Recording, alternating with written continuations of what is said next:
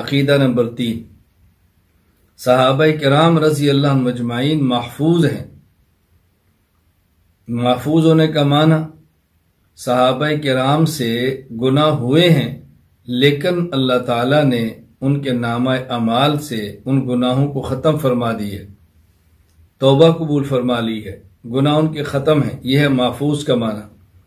میں سمجھایا کرتا ہوں کہ پیغمبر معصوم، صحابی محفوظ، مجتہد ماجور، نبی معصوم یعنی پیغمبر سے اللہ تعالیٰ گناہ ہونے نہیں دیتے، صحابی محفوظ یعنی ان سے گناہ ہو جاتا ہے لیکن اللہ تعالیٰ ان کے نامہ اعمال میں باقی رہنے نہیں دیتے، مجتہد ماجور یعنی اجتہادی مسائل میں ان سے خطا ہو جاتی ہے لیکن اس خطا پر بھی اللہ تعالیٰ ان کو اجر عطا فرماتے ہیں۔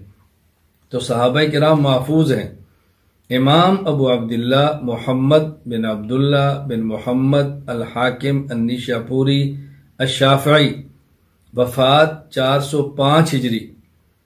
حضرت حذیفہ رضی اللہ تعالی عنہ سے یہ جو قرآن کریم کی آیت ہے وَابْتَغُوا إِلَيْهِ الْوَسِيلَةَ، اس کی تفسیر یوں نقل فرماتے ہیں، سورۃ المائدہ آیت نمبر 35، لَقَدْ عَلِمَ الْمَحْفُوظُونَ مِنْ أَصْحَابِ مُحَمَّدٍ صلی اللہ علیہ وسلم أَنَّ ابْنَ أُمِّ عَبْدِ اللَّهِ مِنْ أَقْرَبِهِمْ إِلَى اللَّهِ وَسِيلَةً، کہ محفوظون صحابہ کرام کا یہ رائے تھی، ان کا یہ عقیدہ تھا کہ حضرت عبداللہ بن مسعود رضی اللہ تعالی عنہ یہ اللہ تعالیٰ کی طرف وسیلے کا قریب ترین ذریعہ ہے، اقربہم الی اللہ وسیلتاً، المستدرک علی الصحیحین، کتاب التفسیر سورۃ المائدہ کتاب، یہ بات فرمائی ہے۔